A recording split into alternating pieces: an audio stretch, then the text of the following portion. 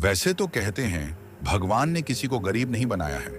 उन्होंने हर किसी को इतना दिया है कि वो अपना जीवन गुजार सके, और अगर किसी को जरूरत से कम भी दिया है तो भगवान उसके लिए कुछ न कुछ ऐसी व्यवस्था कर ही देते हैं। उनका जीवन चलता रहता है। हम अक्सर दूसरों की अमीरी देखकर अपनी अमीरी और गरीबी का अंदाजा लगाते हैं। यदि हमारे पास 10 रुपए हों और सामने वाले के पास 100, तो हम अपनी नजरों में गरीब हो जाते हैं और सामने वाला अमीर हो जाता है।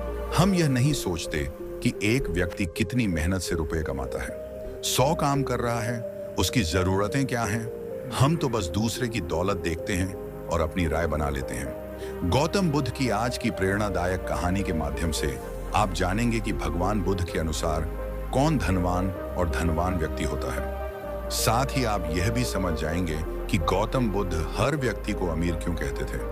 गौतम बुद्ध की कहानी आपको बहुत प्रभावित करेगी और बुद्ध की इस प्रेरणादायक कहानी से मिली सीख आपके बहुत काम आएगी।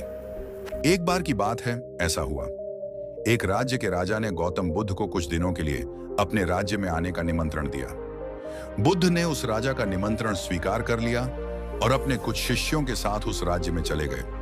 राजा ने बुद्ध से मुलाकात की और उनसे कुछ दिन वहां रहकर अपने राज्य के लोगों की समस्याओं का समाधान करने और उन्हें धार्मिक मार्ग पर चलने की शिक्षा देने का अनुरोध किया।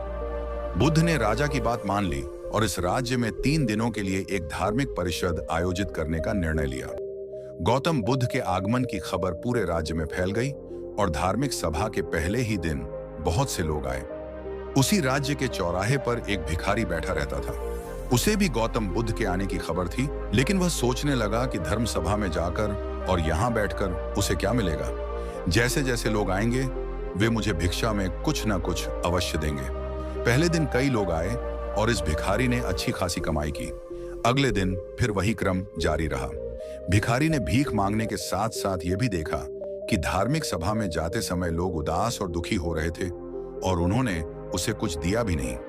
जब वह बुद्ध से मिलकर वापस आता है तो बहुत खुश दिखता है और खुशी खुशी भिक्षा भी देता है। यही सोचते सोचते दूसरा दिन भी बीत गया। तीसरे दिन जब बहुत कम लोग आए तो भिखारी परेशान हो गया। उसने कमाई नहीं की। उसने सोचा कि बुद्ध तो सबकी समस्याओं का समाधान दे रहे हैं, तो क्यों ना मैं भी उनके पास जाऊं और अपनी गरीबी दूर करने का उपाय पूछूं।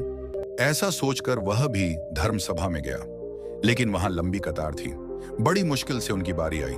बुद्ध के पास पहुंचकर उसने प्रणाम किया और कहा, प्रभु, इस गांव में सभी लोग सुखी हैं और सभी लोग धनवान तथा सुख सुविधा संपन्न हैं। फिर मैं गरीब क्यों हूं? तुम गरीब हो क्योंकि तुम हमेशा दूसरों से मांगते रहते हो, लेकिन कभी किसी को कुछ नहीं देते हो। भगवान बुद्ध ने उस भिखारी को देखा। आपको लगता है कि लोग तुम्हें भीख में बहुत सारा धन देंगे, लेकिन आप किसी को बदले में कुछ भी नहीं देना चाहेंगे। यह सुनकर भिखारी बड़े आश्चर्य से बोला, हे प्रभु, क्या मैं लोगों को कुछ दूंगा? मैं भीख मांगकर ही गुजारा करता हूं। मेरे पास देने को आखिर है क्या? बुद्ध कुछ देर के लिए चुप हो गए और कुछ देर रुककर बोले, तुम बहुत मूर्ख हो। भगवान ने तुम्हें और हम सभी को किसी को देने या दूसरों के साथ बांटने के लिए बहुत कुछ दिया है। आपने एक मुस्कान दी है जिसे आप दूसरों के साथ साझा कर सकते हैं और उन्हें आशा और उम्मीद दे सकते हैं। तुम्हें आवाज दी गई है जिससे तुम मीठे बोल बोलकर लोगों की प्रशंसा कर सकते हो। तुम्हें 2 हाथ दिए गए हैं जिससे तुम दूसरों की मदद कर सकते हो।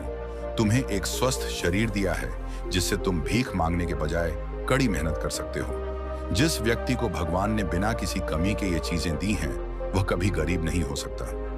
आप सिर्फ अपनी सोच के कारण गरीब हैं। जैसे ही आप इस सोच से बाहर निकलेंगे, आप खुद को दूसरों की तरह अमीर समझने लगेंगे और आपकी जिंदगी भी बेहतर हो जाएगी।